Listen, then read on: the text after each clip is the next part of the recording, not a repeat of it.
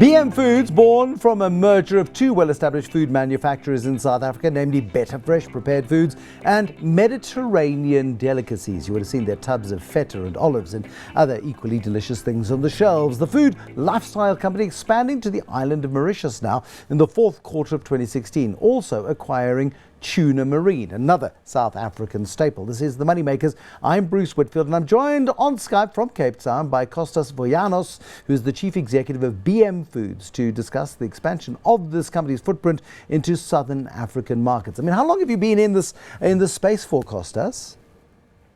Bruce, we've been in the business since the late 1980s. When we started out in Cape Town, Bettafresh at that time started out in Johannesburg at a similar time. So it's been quite a number of years that we've been operating in this very specialized area of the market. I mean, so you were the Mediterranean Delicacies part of this particular business. You merged it then with Bettafresh. Where are you on the continent then in terms of your current footprint? So currently our production operations are based in South Africa. So we've got 4 separate facilities in Cape Town and another 2 based up in Johannesburg, in Lanseria. And from those 6 facilities, we produce all the perishable and long life products in our range and distribute them nationally into essentially Southern Africa, including Namibia and the neighboring states, and over the last few years into Mauritius as well. So how big is your market outside of South Africa then? Is it about 20%, 30%, 40% of your overall market? Yeah, currently it's not as high as that. It's more in the region of 15 to 20%. Bearing in mind that a very large part of our range is highly perishable with quite short shelf life. So, anything between 7 and 14 days. So it makes the distance obviously a factor, and it makes it very difficult to export those products into sort of great distances. But having said that, I should also add that through some of the bigger retail chains, we have penetrated further up into Africa as far as Nigeria, Ghana, and Angola, and so on. So there's a reasonable spread outside of South Africa. So it's getting onto the buyers' lists then of the big retailers, the Pick and Pays of the world. For example, the ShopRites of the world, of course, which we know has got a very substantial African footprint. Correct. So that's how we've managed to penetrate up into sort of Central and Western Africa is through the South African retailers that we have very strong ties with in South Africa currently. Checkers, Pick and Pay, Spar, and the like. And they've assisted our growth into those markets. Outside of that, we also do supply into the food service sectors, and that sector we've grown directly with food service operators in neighboring countries. I mean, while your product offering may seem fairly mainstream in a country like South Africa, you must be at the premium end in many of the new markets that you're going into.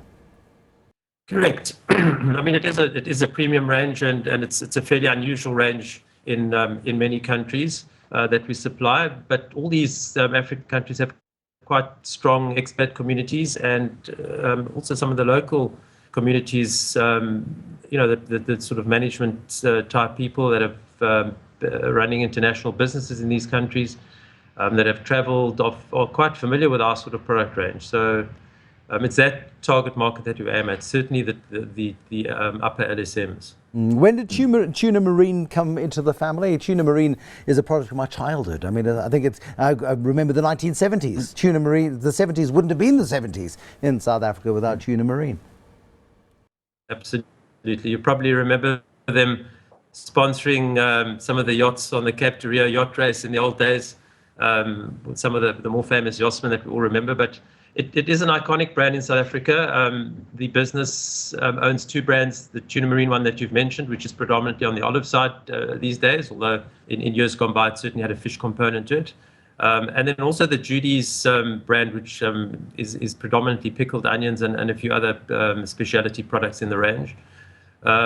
We acquired that business in September of last year, after courting them for many years and keeping very close to management who we realized were nearing retirement age. So it was a very patient acquisition. I think the first time we spoke to them was about 10 years ago. So fairly unusual that we eventually did manage to acquire it. But very exciting for us because it takes us into a new space in terms of olives and pickles, and that being the grocery space. So, the Mediterranean delicacies and Bettafresh products are predominantly chilled products, and we are listed in the chilled area or sector of the supermarkets. And with Tuna Marine, we basically gained access to the grocery side of the business. So it allows us an interesting growth direction for many of our Mediterranean type products as well to start getting those into the grocery sector. You're a privately owned company. Do you see a need at any point in the future to bring yourselves to market, to list yourselves, to raise capital for a bigger expansion drive? Or are you happy to do this patiently, step by step, family by family, as you grow?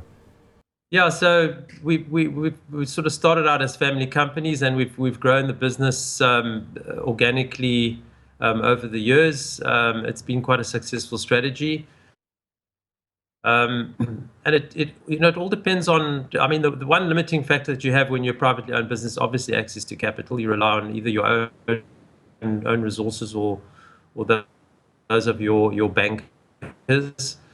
Fortunately, we have very supportive bankers, so they do support us in these deals.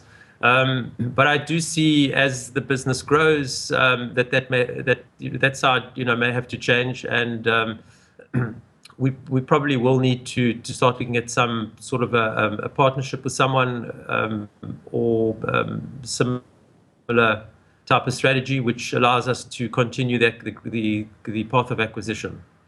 That really, we're quite excited about being able to consolidate this part of the market, but it's going to need quite a bit of capital injection to do that. Most certainly will. I mean, you're entering into Mauritius. Any more reason to go there other than it's a good excuse to go on holiday?